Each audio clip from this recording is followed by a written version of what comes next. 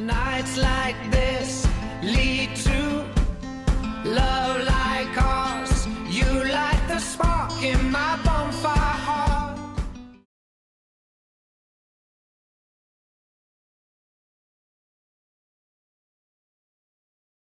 Well, I was in Australia, and I was leaving. I even got the tattoo, which is now noticeable, actually. Southern Cross tattoo. It's kind of like it'd be equivalent to getting like an American flag tattoo if you were in the States. And I got it because I wanted to remember Australia, and I wanted to remember just how good of a time I had had.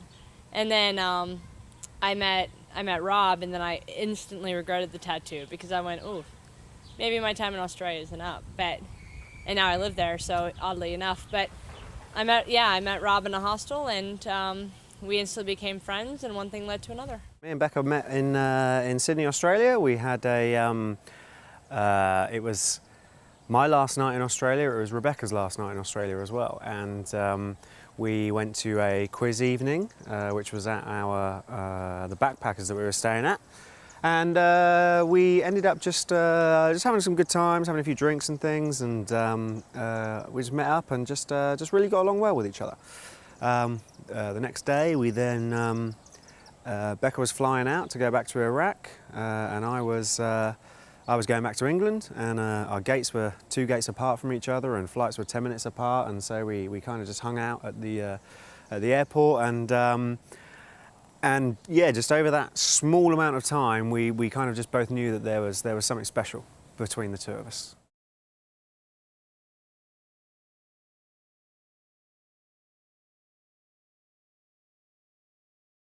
To be honest, she was actually sitting and chatting with some friends of mine that I knew, and so I kind of probably the first time I actually saw her was probably actually when I sat down and actually was with those friends.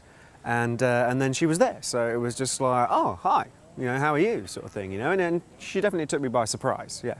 I thought I'd never seen that guy before.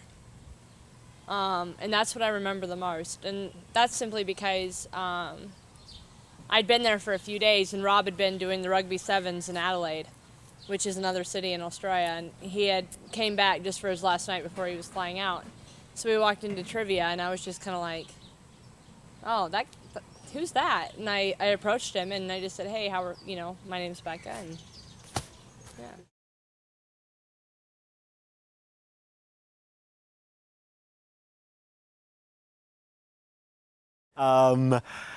Oh, wow.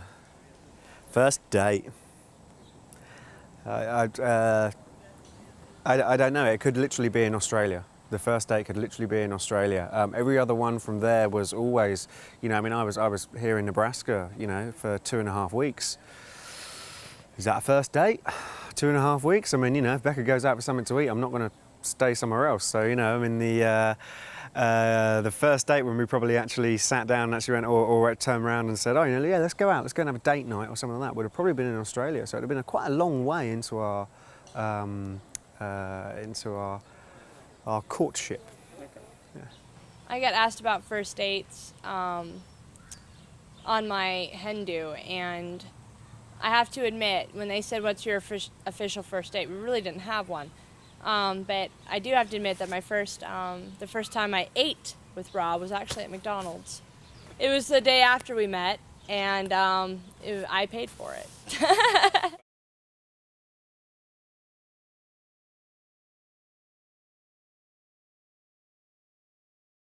It kind of happened like within the first month. So I was kind of like, okay, steady girl. And I just kind of went, I'll be patient and I'll wait maybe 1, for him to feel the same way, or 2, see if maybe I'm making a rash decision. But I did make, as far as leaving the military and moving to Australia in order to find out if Rob was the one, that decision was made very easily. So. It was definitely more of a gradual thing, I'd say. It's I don't know. It's kind of a tough one. I mean, do you know immediately that this is the person that you're going to marry? Yeah, that's a very tough one. That one is, because we're all a little. Well, let me see. No, I don't think there was any point in the first few months where I actually thought, yeah, this is someone that I'm going to marry. But I definitely knew it was someone that I wanted to be with.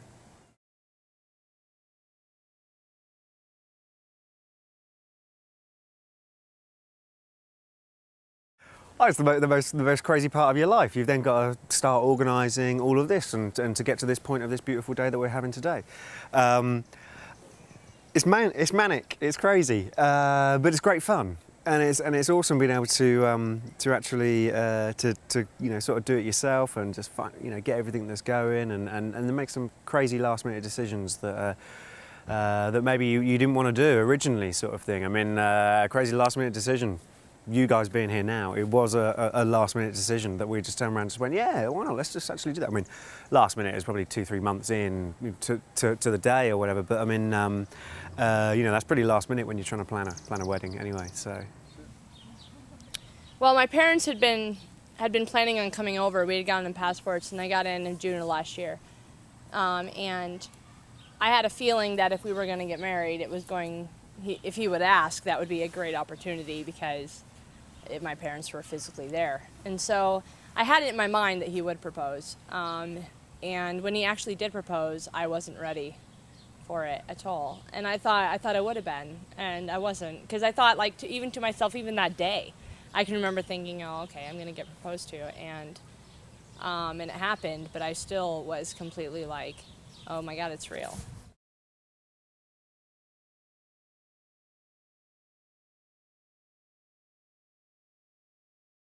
Everything has come together exactly how we wanted it to be.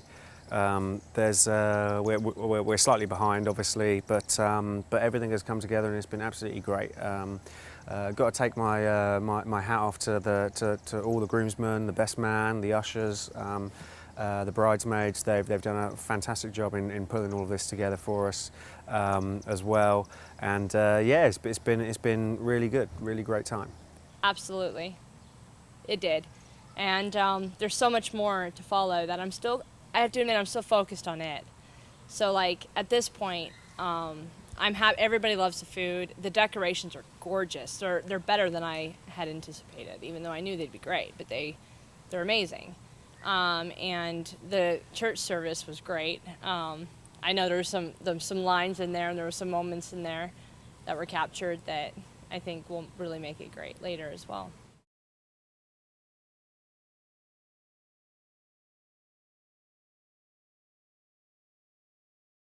I love Rob because, well, he does what I tell him to. No, I'm just kidding. No, I love Rob because he genuinely is my best friend. And I know that no matter where life takes us, I've got somebody that I can consider my equal. And I can do anything. I don't have to apologize for anything. I don't have to ask permission for anything. I can just be myself. And I've got somebody that's going to be there themselves too, and it's going to work out absolutely perfect.